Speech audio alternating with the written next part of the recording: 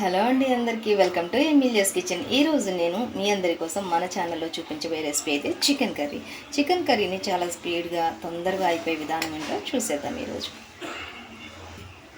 నేనైతే ముందుగా చికెన్ని ఒక హాఫ్ కేజీ తీసుకొచ్చి ఇలా చిన్న ముక్కలుగా కట్ చేసుకుంటున్నాను. ఇలా కట్ చేసుకున్న చికెన్ని తర్వాత అంతా కూడా మ్యాగ్నేట్ చేసుకోవాలి. ఆ ప్రాసెస్ ఏంటో ఇప్పుడు చూసేద్దాం. నేనైతే ముందుగా కట్ చేసుకున్న చికెన్ అంతా కూడా ఇలా కడిగేసి నీట్గా శుభ్రం చేసుకొని పెట్టుకుంటున్నాను.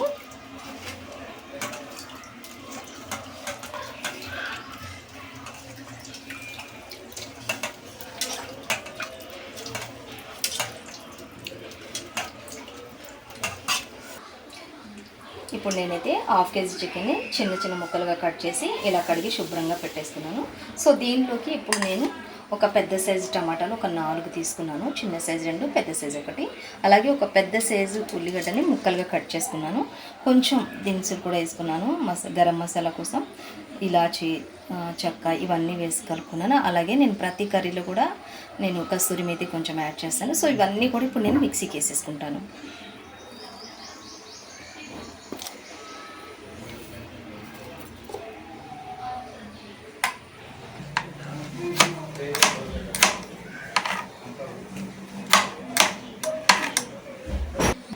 ఇలా టమాటాలు కూడా మనం కచ్చపచ్చగా పెద్ద ముక్కలుగా కట్ చేసుకుని మిక్సీ జార్లో వేసుకుని ఇవన్నీ కొంచెం మెత్తగా గ్రైండ్ చేసేసుకోవాలి.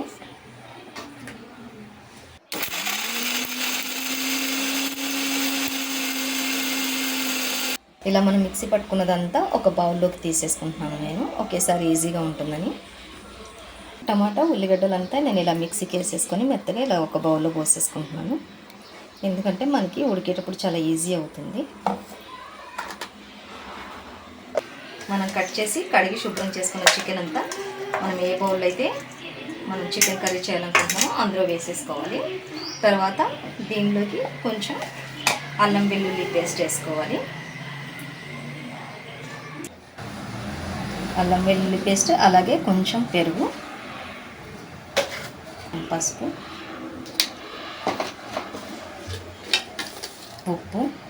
ఉప్పు సరిపోయినంత వేసుకోవాలి. కారం మనం ఎక్కువ తినేటట్లయితే కొంచెం ఎక్కువగా వేసుకోవాలి, లేదంటే నార్మల్గా వేసుకుంటే సరిపోతుంది. ఆ తర్వాత కొంచెం గరం మసాలా, తర్వాత మనం రెడీ చేసి పెట్టుకున్నటువంటి ఈ ఉల్లిగడ్డ టమాటా ఏదైతే మిక్స్ చేసి పెట్టుకున్నామో అది మొత్తం వేసేసుకోవాలి.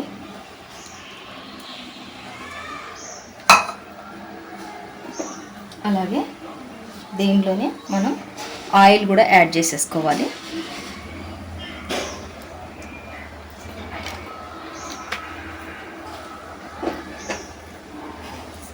అలాగే నేను ప్రతి కర్రీలో కూడా బిర్యానీ ఆకు తప్పకుండా వేస్తాను, నాన్ వెజ్కి సంబంధించి. సో ఇప్పుడు ఇదంతా కూడా మనం చక్కగా చేతితోటి కలిపేసుకోవాలి.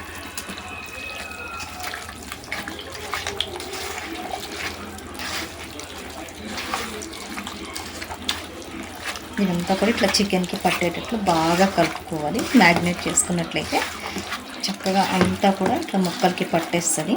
మనం ఇంకా దీంట్లో ఏం వేయాల్సిన అవసరం లేకుండా స్టవ్ మీద పెట్టేసినట్లయితే ఒక 5 మినిట్స్ హై ఫ్లేమ్లో ఉడికించాలి బాగా దీన్ని.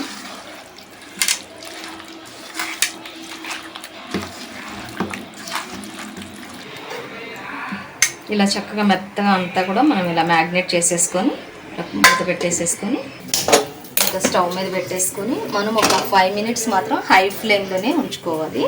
ఒక 5 మినిట్స్ హై ఫ్లేమ్లో ఉంచి కలుపుతూ ఉండాలి.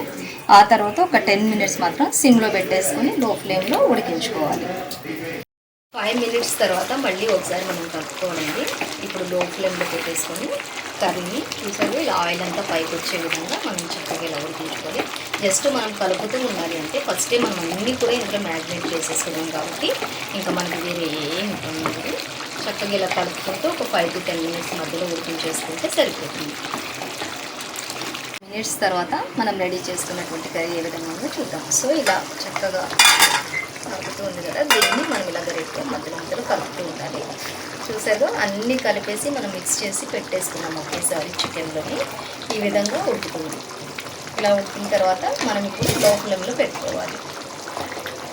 లో ఫ్లేమ్లో ఒక 10 to 5 మినిట్స్ మధ్యలో ఉడికించేసుకుంటే సరిపోతుంది. ఇంకా లాస్ట్లో దీంట్లో కొంచెం గరం మసాలా, కొత్తిమీర, పుదీనా జల్లుకున్నట్లయితే గుమ్మగుమ్మలాడే చికెన్ కర్రీ రెడీ అయిపోతుంది. చూసారు కదండి, కర్రీ అంతా ఉడికి ఆయిల్ అంతా పైకి ఇలా వచ్చేసింది కదా. ఇంకా తర్వాత మనం కొంచెం కొత్తిమీర, పుదీనా జల్లుకొని దించేసుకోవడం. గుమ్మగుమ్మలాడే వేడివేడి చికెన్ రెడీ.